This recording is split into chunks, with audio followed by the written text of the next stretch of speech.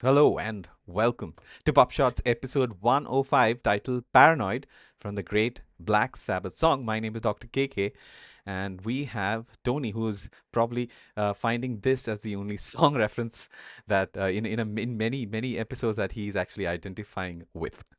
Hi Oh, Tony. I don't know. I mean, well, because I'm paranoid. No, by the way, I'm not. Hello, everyone. I'm Tony O'Rourke, and I'm Vice President for Partnerships here at Inargo. Welcome to PubShorts, which is for those of you who are visiting us for the first time or watching us for the first time, is a podcast which KK and I record where we talk about um, topics relating to the world of research, whether it's technology, whether it's funding, whether it's politics. Mhm. Um, and we pick episodes, we pick stories from the press which we feel would be of relevance to this STM interested audience. And today's episode, like every episode, is named after a song. This particular song is "Paranoid" by Black Sabbath. Which is, I can't believe it's 55 years old already. Good Lord.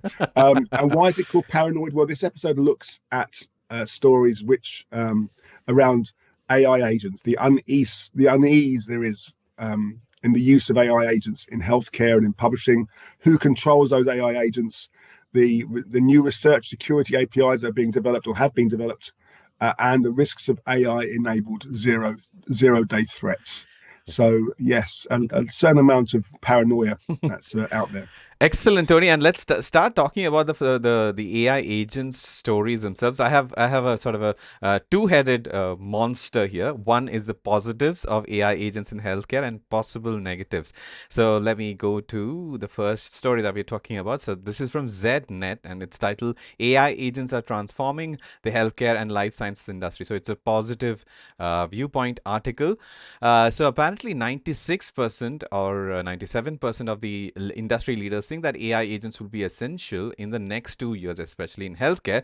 And trusted data is crucial for effective AI use, according to 97% of it. And obviously, the challenges are security, privacy, change management, and everything. And I guess, Tony, we've talked about in a couple of episodes before that medical practitioners are adopting AI in even clinical practice as well as for academic research related things more faster than, let's say, other fields. And so AI can offer benefits in terms of like ensuring compliance and ensuring clinical trial related documentation and HCP, healthcare practitioner engagement. But then AI solutions can also be disruptive, and there could be things, human oversight is always needed. And so with the optimism of AI having a potential role in facilitating and improving and streamlining tasks, there is also concerns. But this is overall a positive article. So I'll Yeah. pause here and ask your opinion about what the core messaging of the article is. Uh, Non-controversial, Mm. the like in any technology that comes out, you have the adopters, Mm-hmm. and you have the what's the word, the I can't think of the word, the people that are against technology, Luddites. the Luddites. Thank you, the detractors. And I think ZDNet is just positioning it, presenting a position to say, look, there's good and bad. We have to be careful, but there are clear positives, there are clear negatives. Right. So it sort of signs off with compliance being the crucial issue or the matter, the point in the AI implementation. So it is positive with the fact that we need to be wary of compliance related to healthcare. And now the second article is from a new blog that it comes highly recommended from Chris Leonard Scalene, and it's called Work in Progress. It's a newsletter. And the first story that I read in this blog, and I thought it was a nice counterpoint to it, it's titled "AI isn't replacing radiologists." And so the main thing, as in we've talked about AI, radiology, image related things, because it is, after all, image related data is obviously better interpreted by machines themselves. And so radiologists have been taking use of artificial intelligence, not in the current format, but in previous formats for improving clinical decision and diagnosis. So if at all one field could be replaced potentially by AI or AI agents, it could be radiology in terms of decision Yeah, making, right? But the main thrust in the article is that AI cannot replace radiologists. So why? So AI models often struggle with the variability of real world medical images compared to standardized benchmarks. And obviously we know about the biases in training data as well, and so that could mean that marginalized communities which fewer data points could be diagnosed differently, as in the images of from such communities. And the historical example of computer aided diagnosis for mammograms, for example mammography, shows a gap between benchmark performance and clinical outcomes. And there are concerns related to malpractice as well, because insurers are hesitant to cover fully autonomous AI systems, which is perfectly understandable. So they require Yeah, human oversights. yeah. So, which sort of brings us back to the core point of the article, that AI in any form cannot replace radiologists as of now. And this is sort of the narrow point, but that applies to overall the industry as well, especially the academic publishing industry. So, what would the radiologist then do? The radiologist's role may evolve to focus on more complex cases and patient interaction, as AI would handle the routine tasks, and that's the whole thing. So, it would And take. isn't that wonderful? Yes. And so this is obviously something that will happen across the industry. And the one new thing that I learned is the Gibbons paradox, which suggests that increased efficiency can lead to increased overall usage, potentially benefiting radiologists, in the sense that eventually there is that aspect as well of such AI implementation. So I thought this was an article that sort of represented how AI is in across the academic publishing workflows. And I believe that you also resonate with the idea that human in loop workflows are going to prevail, but Yeah. AI will assist. Look, we have to see this. I suppose the analogy is with technology, with any kind of technology. New technology comes in to make the work of the specialist easier, more effective, more accurate. Whether it's a microscope to detect bacteria, whether it's X-ray machines to detect breaks and bones. These things could all have been done manually in the past, but with difficulty. And now we've got AI-assisted tools that will help us to reach those kind of prognosis decisions much more easier, much quicker than before. But it doesn't take away from the need for the specialist, because it's never going to be black and white. There's always going to be nuance, and you need that human in the loop input to really to understand that nuance and work from it.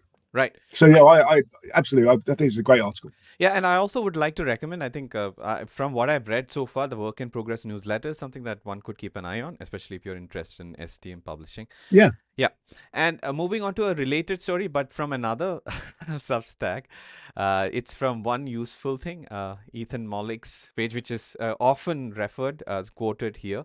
And so this one is a very interesting title. I don't know if, Tony, if you had a chance to read this: Real AI Agents and Real Work. So this is a very interesting read. I would encourage you to read, any listener to read through this, but I'll try to summarize a point. So AI, as per Ethan Mollick, can handle real economically relevant tasks right now. In we are talking October 10th, in the year of 2025, and even in the last few months, there have been significant upgrades in the quality of the AI models that we have to use. So recent tests by OpenAI have shown that AI is competing closely with humans in many tasks, but human experts still outperform due to AI's formatting and instruction following issues. So AI currently, as per Ethan Mollick, and he has some use case here, is very good at data replication, or in the replicability of research studies. And that's a replicability crisis as well, especially when you need to look at different, could a particular research methodology deliver a similar result in a different situation. If AI could really help us in economically, and considering the costs involved, it could help in replicating studies. But and also these improvements, Tony, mean that AI can handle longer complex tasks with less human output, and it is crucial, as per Ethan. No, less or different. Less, I think is kind of overstating it. I think different human output is more relevant. Right, I understand what you're saying, but from the point of view, from Ethan Mollick's point of view, is that if suppose, let's talk about replicability studies, right? If suppose you were to conduct, or if you were to attempt to conduct a replicability study using AI, let's say 1 year ago, you would have to Yeah. sit at let's say the computer and do a lot of things and explain a lot of things to AI, Yeah. and so that is Yeah. still human time. So that time is not anymore required. The output still need to be evaluated by the humans, right? So how do you need to, as a human, orchestrate the things that AI does, or can AI do all these tasks themselves? And that is the difference. That is a sort of difference in AI as it is right now, as opposed to what it was, let's say, 1 year ago. So his crucial point is for everyone in the industry, not just the academic industry, across, let's say, industries, is to decide how to integrate AI into work, and not just consider productivity, but keep realigning such that the let's say the delegatable tasks from human beings are given to the AI, so Yeah. we create more value. For example, replicability studies at without obviously splurging on costs, while keeping the humans in loop. So that is a place that we are, and that is a real work that AI could do right now. That's his argument here. And I thought, and you can see at what Claude is doing these days, and how it is able to create. I mean, he goes on about critical analysis at the peer reviewer level in research papers and everything like that. So that is his argument, and I think I'm influenced by it in the positive way, in the sense that I also believe this. And maybe because of this, I've explored Claude, because it seems to create great outputs. But most importantly, this real work, and how to get AI integrated into systems with the human in the loop, to create value. That is a Yeah. core point of this. So, Yeah, what do you and I think? think the only point I've got to make about this as well is I think we're reaching that kind of inflection point where there's still kind of a general ignorance about the use of AI within the wider community, or at least not maybe ignorance, but sort of lack of understanding about not just what it does, but how to benefit from it. And I think what this highlights for me is the absolute need for institutes of education, schools, universities to be changing or to be adapting their teaching regimes to prepare students for the workplace, because this technology is absolutely not going away. Mm-hmm. They need to be able to embrace, understand, and really show how they can use that. And those skills, the earlier those skills are taught, then I think the better for all of us. Yeah, and quickly, I think this infographic sums up why agents and AI are doing better now. So they've got reasoning and thinking models, which enable us to use AI for longer tasks and more complex tasks. And they larger models are also able to condition themselves. That's easier, so it can adapt itself. And long-term gains are also seen despite short-term setbacks. And so basically, for any complex human task, which could take a human up to weeks, and that could be done relatively, like from 0 to maybe 90% can be done by AI, but the last 10% needs human overview. So anyway, so that's where things are. So this is positive, and I think my initial experiences for the last couple of days using Claude Pro has been amazing. I'll explain to you, Tony, in a separate meeting, how it is helping me with a sort of a person to brainstorm with, and to think of ideas to present new solutions and everything. It is wonderful. So I'm happy at the place that we are in as a society in relation to AI, to improve the way we do work. I'm pleased for you. Thank you. So, moving to the last couple of stories. So, for the first one is from STM Publishing News. Digital Science introduces Dimensions Research Security API. Now, what does this API do, Tony? It helps research institutions to integrate security checks in their workflows, and it is part of the Dimensions database, which is obviously you are aware that it's the largest such database in terms of institutions and researchers and everything. And it Yeah. aims to identify potential security issues like undisclosed affiliations, and it could also embed data into compliance and review processes for efficiency. Now, the whole point is to we are talking about authorship integrity issues, people claiming to be who they are not.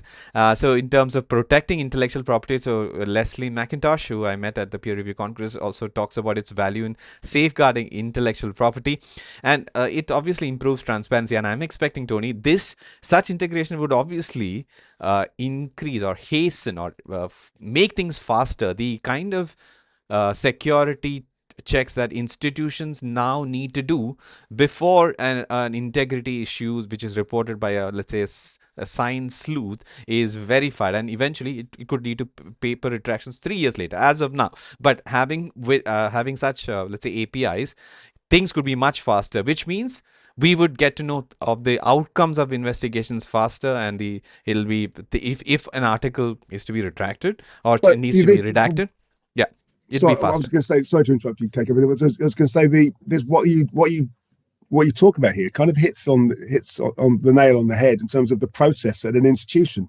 If you're talking about a research institution like a university or a research body, a nationally funded or a regionally funded research organisation, generally when a paper is submitted to a preprint or to a journal for publication, there isn't really much of a process that takes place at the research institution. It's up to the individual author to go through those processes.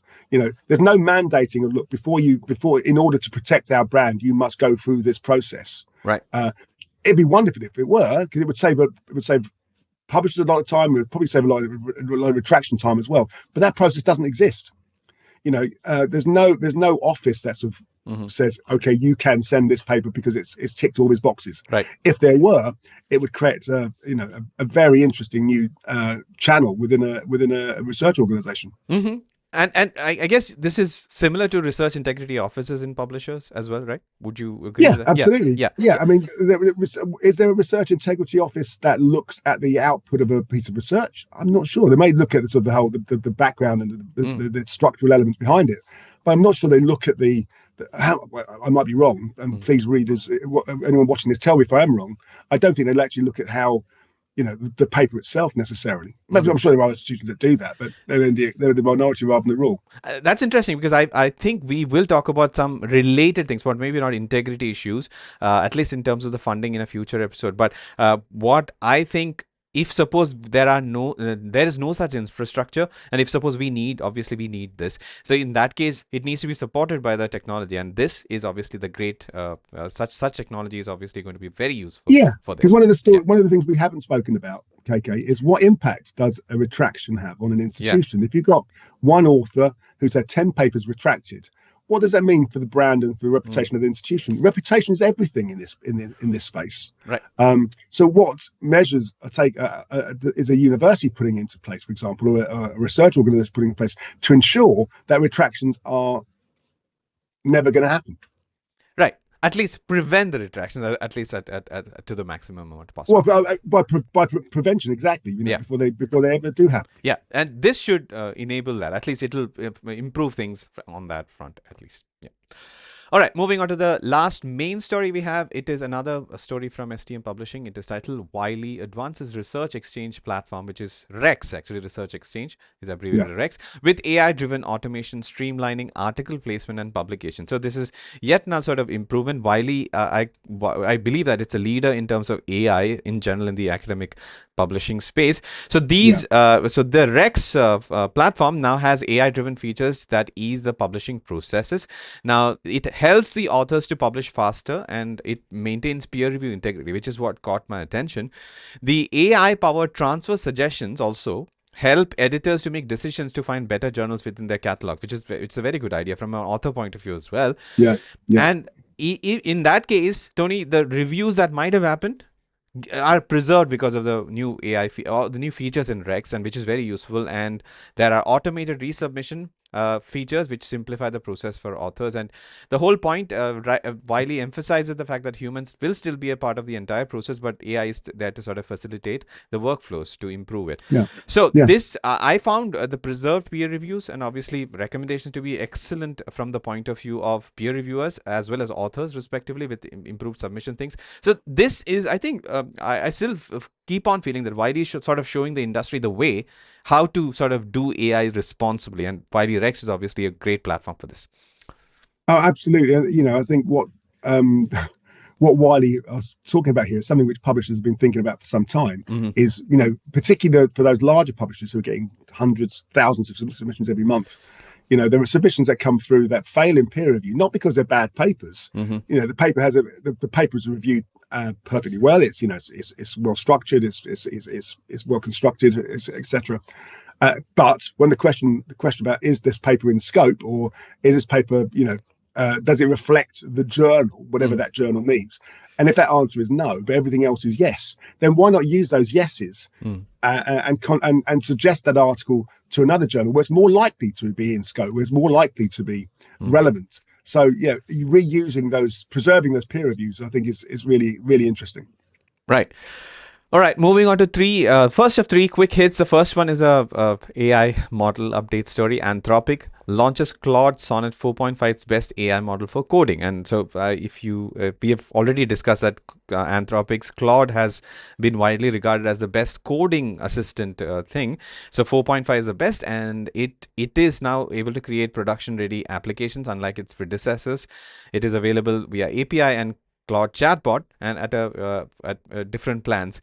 And apparently it's doing really well in benchmarks, Tony. And more importantly, for a non-coder, a Claude 4.5 shows less sycophancy and deception. I guess we have already talked about AI being deceptive, and especially the research that Anthropic has published regarding this, which has raised concerns regarding this.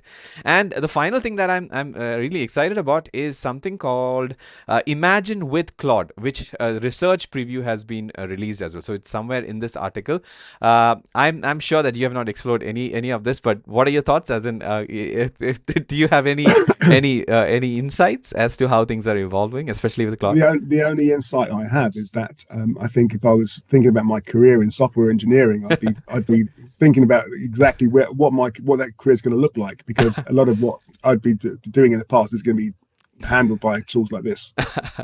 Well, it is to the benefit as well. So there'll be less manual work for you to do if you're a coding engineer. I mean, software engineer as well. Yeah, as I Yeah. say, I mean, I have a son, for example, who's a software engineer.